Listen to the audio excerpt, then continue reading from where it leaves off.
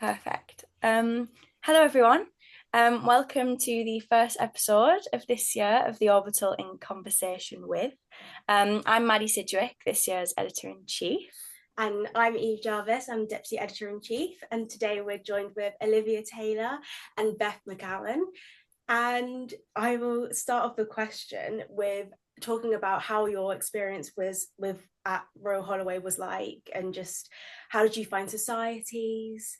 And yeah, how was it? Hi guys. Thank you for having me on here, us on here.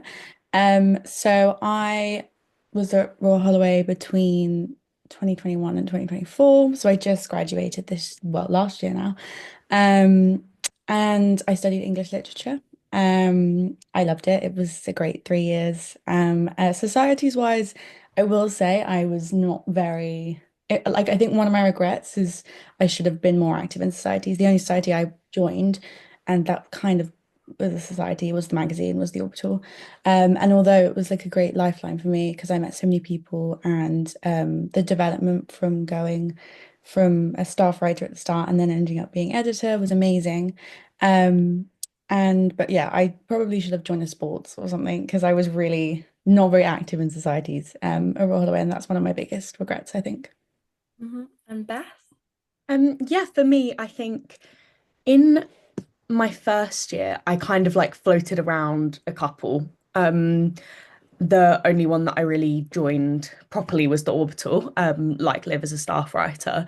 But then in my second year, I joined lacrosse, kept up with that all the way until I graduated, which was really, really good for me. Like I made some really good friends, had so much fun playing sport.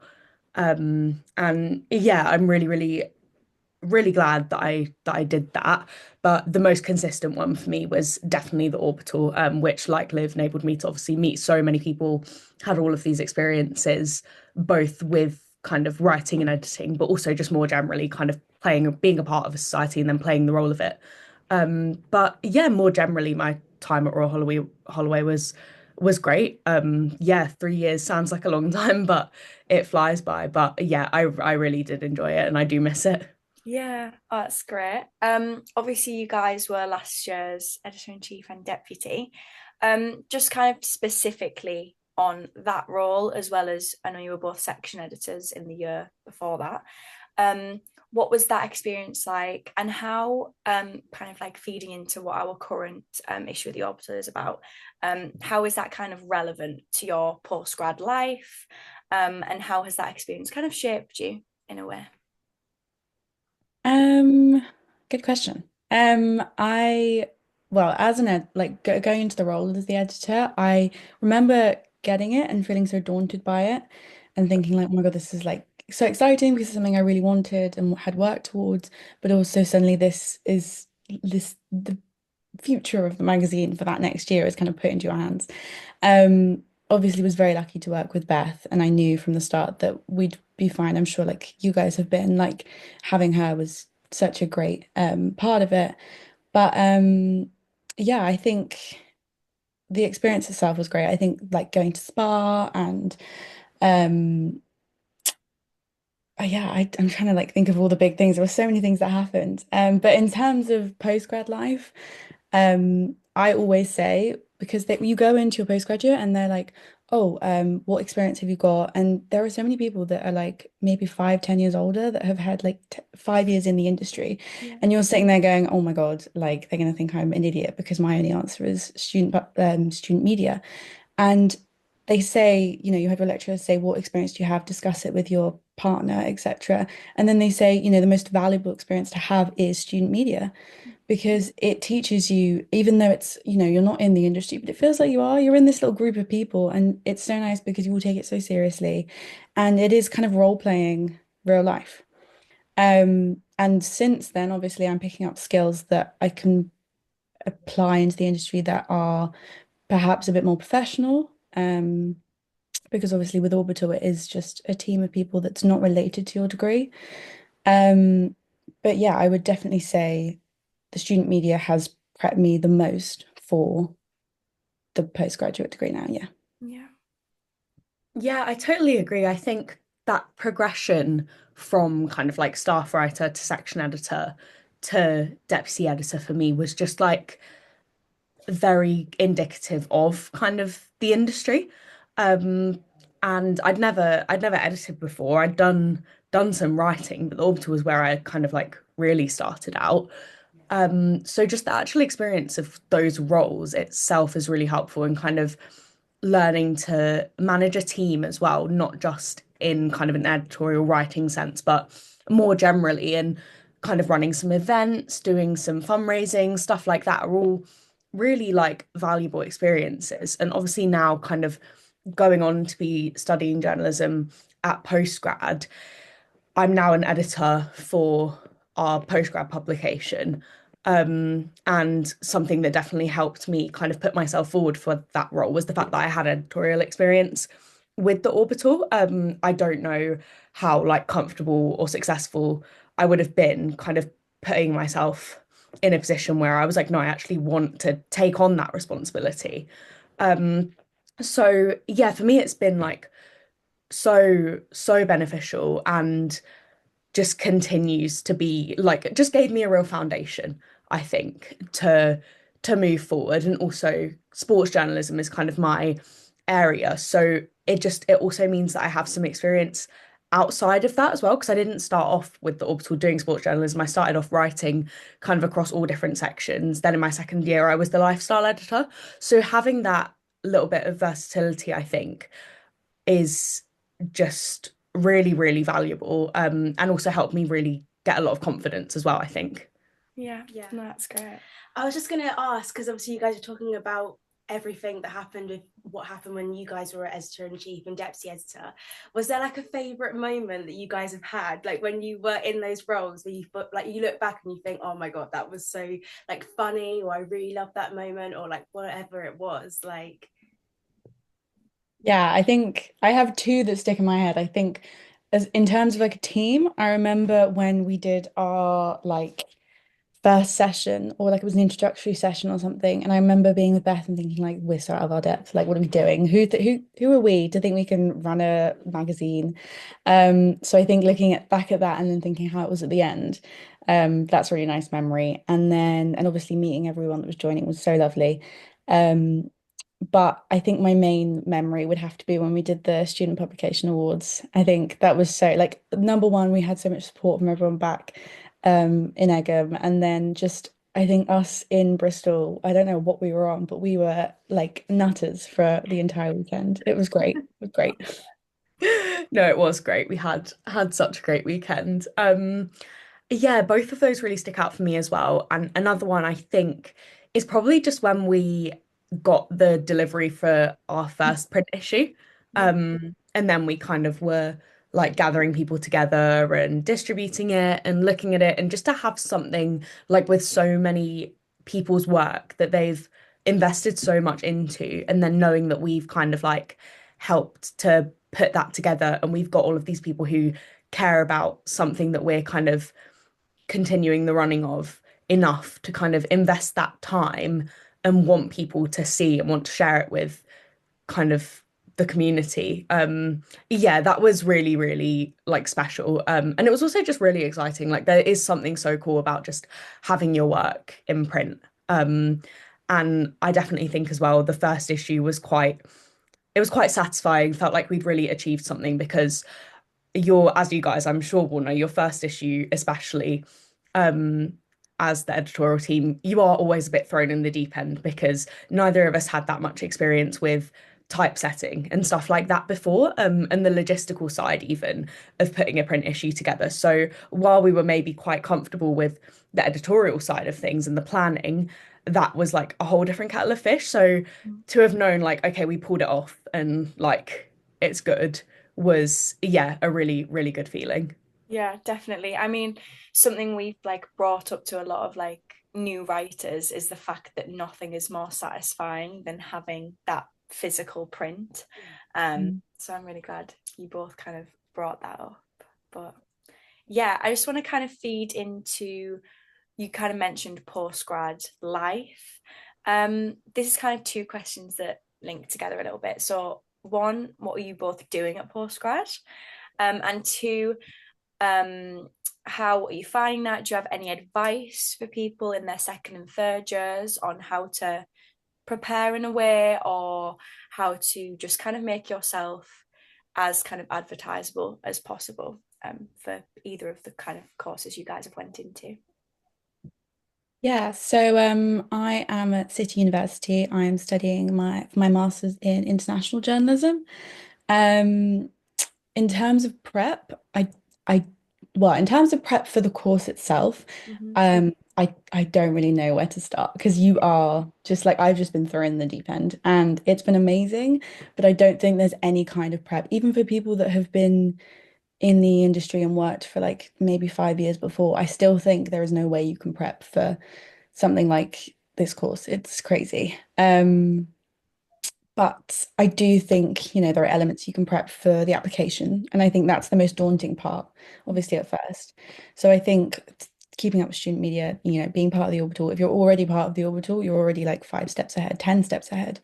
Um, Getting those positions within the magazine, like you guys, I mean, you guys are in your second year and you're already like at this stage, it's insane. So I definitely recommend having that development, whether you are in first year and you're a staff writer and you think, okay, next year maybe I'll go for a section editor, maybe I'll go for editor in chief. Like having that confidence to put yourself forward for things is so valuable, because they definitely look at that progression. I think with the masters, it's more about showing a dedication to journalism and a commitment to journalism rather than necessarily having all the experience in the world. You could be the editor of a like newspaper, but you have to show the dedication to getting there. Um, and that's definitely what my professors and lecturers bring up most. Um, I think just keeping up with your writing, or if you're into broadcast, because that's something that I had never done before. And although now I've got to kind of the middle stage of the masters, I've picked the print pathway.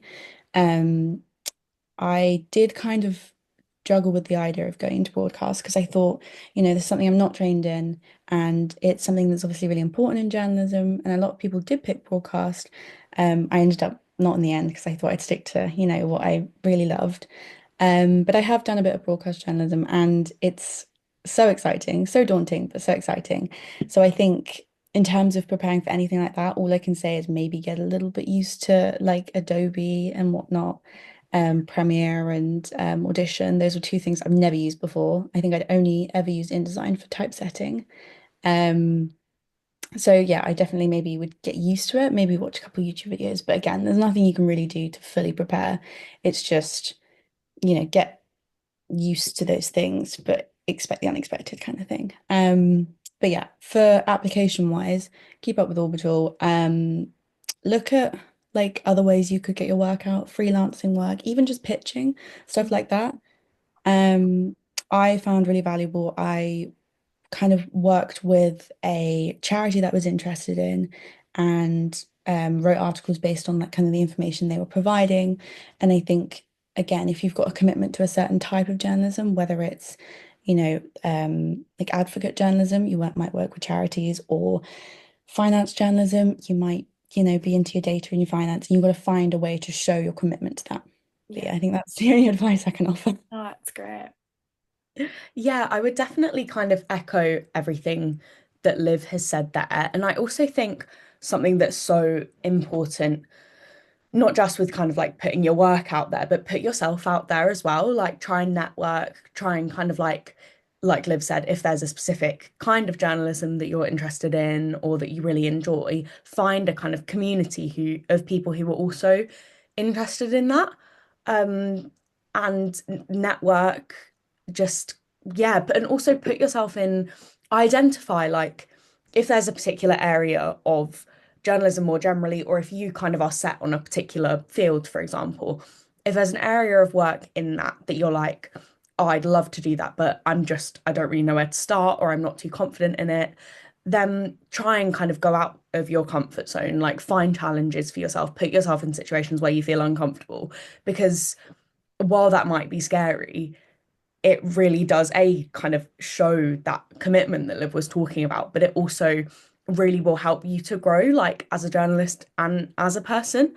And it can definitely be hard to do that, but by also kind of reaching out and just putting some feelers out, finding a community, you also find people who you can learn from and who will support you with that. Um, so that's something I would say is really important, is just kind of, yeah, trying to put yourself out there and just getting that experience, but not just so that you can kind of put it on your CV, so that you can learn from it, because everyone has to start somewhere. You don't have to go in knowing everything and being the best of the best. And everyone has like different strengths. So there's nothing wrong with saying, okay, I'm going to go and I'm going to cover this event, or I'm going to go to this press conference. But if that's something that you're not entirely confident doing yet, then just kind of, make sure you're prepared, do it. And then the next time you do it, it's going to be that little bit easier. So that would be, yeah, something that I would really encourage kind of alongside everything that Liv put out. Yeah, that's really I great. feel like, is that change from undergrad to postgrad? Like, is it a big jump? Because thinking back, like when I did A levels, I feel like the jump to first year was like a bit daunting. How did you find like adapting to like a different life in like postgrad? Yeah, definitely. So I'm at St Mary's now doing MA in sports journalism and also an NCTJ diploma in multimedia journalism. And almost one of the biggest things for me with that jump has been, with my undergrad, I had maybe like 6 to 8 contact hours a week. Yeah. Whereas now, like with my master's, it's pretty full time. Like I'm in most days.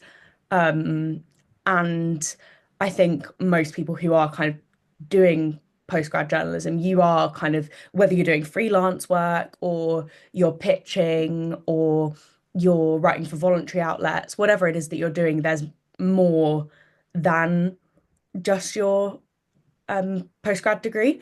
So it's kind of balancing those two things. And obviously, they really benefit each other and feed into each other really well, but it can be quite intense, I think. So I would definitely say like the jump, it's not even necessarily the workload, but it's just like the time that you're spending physically like doing something. Yeah. So yeah, I think that's just something to be like prepared for. Yeah. But yeah, it's also quite different because I don't know about you, Liv, but for my um masters now, like I haven't actually really written like an essay yet. It's all like articles, and which is obviously so great and that's so fun. It's exactly what I want to be doing. Um, but at first I was a little bit like, okay, I feel like I know how to get a good grade in an essay, but how do I make sure my article is like Yeah. it, like I know that I know that I can write articles, but how do I make sure that I'm kind of picking up the marks? Because ultimately you want to be doing good journalism, and you're also trying to, meet a criteria to get a grade. And as it turns out, those things do kind of match up, which is obviously good news. But yeah, at first it is because you are like with anything in this field, really, you are kind of thrown in the deep end. You've just got to, yeah, you've got to figure out kind of what makes you tick, what works for you. But I do think that if you really like love it, then it's it's manageable. But it's also important to like make sure that you're giving yourself space to like breathe too. Same with undergrad, like as I'm sure you guys know, that second year can be quite intense. And then it steps up again in third year. So yeah, it's just important to have some balance, I think, and don't feel like you're running a race as well. There's nothing wrong with kind of taking a breather, taking things slow. Just as with kind of publishing articles, it's more important to be right than it is to be the first. And I would say that that applies to like the span of a career as well. Obviously, we all want to get to where we want to be, but rushing isn't going to make you the best. Yeah. Yeah. Yeah, no, I definitely agree with kind of everything you said there. The scheduling is insane. I mean, I think I got so used to being, I guess maybe it doesn't help that I don't live in London, but I got so used to being, in Egham, and everything is like this, it's like this one little world. Um, and it's never too far to get anywhere. And I think things like that you do have to consider. So I think, if it was possible, I'd love to live in London, but um, it's not the case. So I think considering that, you do have to think, okay, I've got to add an extra time before even having this crazy day. It's definitely something to consider. Um, in terms of like scheduling and whatnot, yeah, I think going from having those kind of couple of contact hours a week to being in all day every day and not getting in, like getting home till 8 o'clock at night and running around all day as well is definitely something to get used to. You really do have to love it because you are going to be a crazy person for a bit. Um, I think, yeah, in terms of assignments, mine's been pretty similar where most things I've been marked on have been articles or video pieces, video packages. I have had one academic essay and I did English for my undergraduate, so I got very used to knowing how to kind of write an English essay. Mhm. Um, and then having now to write an academic essay, which I guess is kind of like a history politics one. And I'm not like, I don't know how to write history politics essays. So that was definitely a bit of a shock. So I get the grade back soon. We'll see how badly I did in that. Um, but it's all, yeah, it's exciting. Like I really enjoyed writing it. I enjoyed researching it because it was that balance between, oh, I'm finding out things journalism wise, but it's like academic journalism. I don't know. It was kind of cool. But yeah, I definitely enjoy the articles and the video stuff that I've been handing in. I think again, you get so used to in your undergraduate studying this kind of one subject. It's almost like going back to A levels where you're doing or GCSEs where you're doing multiple things at a time. Because one week I'm writing an article about, an arts and culture event in London, and then the next week, like I'm currently writing a piece about, which is kind of like a finance piece on the IV shortages in America. And Wow. it's so, yeah, it's like one week you're doing something completely out of the blue that you can never imagine yourself doing. Um, so yeah, you have to be very interested in a lot of things. Well, not necessarily very interested, but be willing to be interested in those things and really get into your research. Mm. Yeah, it's been really exciting. That's really great. I'm glad you sound like you're both enjoying your courses. This might sound like a little bit of a daunting question, but I think it's kind of before we do our final question. What do you guys both want for the future? What is the end goal? That's like a scary question, I think, to ask anyone in our age bracket. But yeah, what is kind of the big goal or the dream? Oh God, I got asked this question yesterday and I was like, oh. Um, I mean, the kind of best way to put it is, well, I'd love a job at the end of this year. That'd be great. But I think I'd love to go into kind of a foreign correspondency kind of job. Yeah. Wow. I'm really interested in working for like a UK desk for a newspaper, maybe definitely more print magazine newspaper things. And being able to work on foreign stories. Yeah. So fingers crossed, but I'd also love to kind of, I'm looking forward to that being the goal and climbing up the stage of being like Yeah. in loads of different jobs, whether that's local journalism or more national journalism, and just, seeing how I get to the goal. But yeah. Oh, that's great. Yeah, so for me, obviously I mentioned kind of sports journalism is Yeah. where I'm at. And the main thing for me, I cover a lot of women's football. A lot of women's football, especially obviously in England, Yeah. living just outside of London.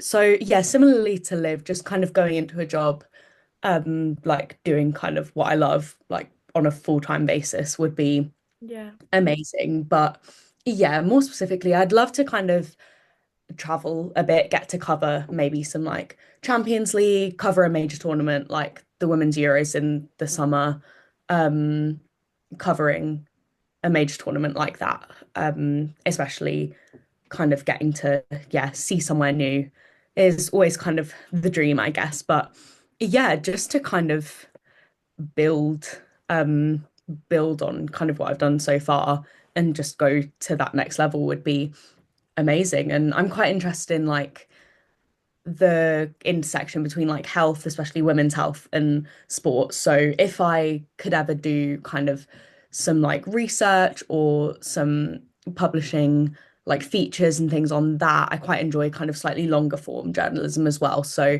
yeah, I'd love to experiment with some more stuff like that going forward. No, that's great. As like a sort of like a fun question to close, what's like inspiring you at the moment? Like whether it's like an article or a book or whatever it is, like maybe like to write or just like simply like reading it and you're thinking this is really inspiring. Is there anything at the moment that you're thinking, yeah, like this is something that's really inspiring? Yeah, I've been loving my like journalism books and films recently. I'm really like getting into them. I actually have something here because I'm a little nerd and I've prepared. This has been like my biggest inspiration. Marie Colvin's well, it's a biography from Lindsay Hilsum. She's so cool. She was so cool. So I would definitely recommend that. Anyone who's interested in like foreign correspondence or war journalism, or not even just like those specific types, just journalism in general. Especially as a woman, I think, she just was amazing. Wrote some amazing articles, had such an interesting life. So yeah, I've been really enjoying like big female journalists who have had such amazing careers and looking towards that as an inspiration. Like even if it's someone like Marie Colvin who's had this crazy life, or whether it's someone, on a more local level who has just done some amazing things. It's just, yeah, great to see what people have been up to. That's really great. For me, I kind of struggled to narrow it down for this question because there's definitely a few, but writing for the Sports Gazette, we kind of this year have tried to really make use of multimedia platforms. So people are doing some more video broadcast stuff. And a few of our writers started a podcast, which you can find on Spotify, called Beyond Borders. And they basically look at kind of international football. So different leagues in different countries, some of them kind of mull over a specific league or look at conversations like why national football is so important to identity, how that varies in different places. And listening to that podcast has been so interesting, and the way that they've worked on it and put it together to create something so brilliant in such a short space of time has been amazing to see. But I've also just learned so much from it. It's been really eye-opening, and really cool to listen to. And it's one of those things that I think I kind of consumed and then was like, wow, like I wish I was the one who like made that. So yeah, that was the one that I decided to settle on. But yeah, there's so much great work out there. And yeah, I'm fortunate to work with a lot of really talented people. Yeah, that's brilliant. We'll have to make sure we go check out both of those. Yeah, I'm just going to kind of wrap up our little interview by saying thank you so much for coming on, being our first interview as our past editors. Kind of a general note for anyone who is watching. Our fourth issue, the Timeless issue, has just been put out into the world. So if you would like to write for us, send it in. Everything's on our Orbital Instagram page. But yeah, thank you guys so much and good luck with everything in the future. Thank you, and to you. Thank you so much for Thank you so having us. much.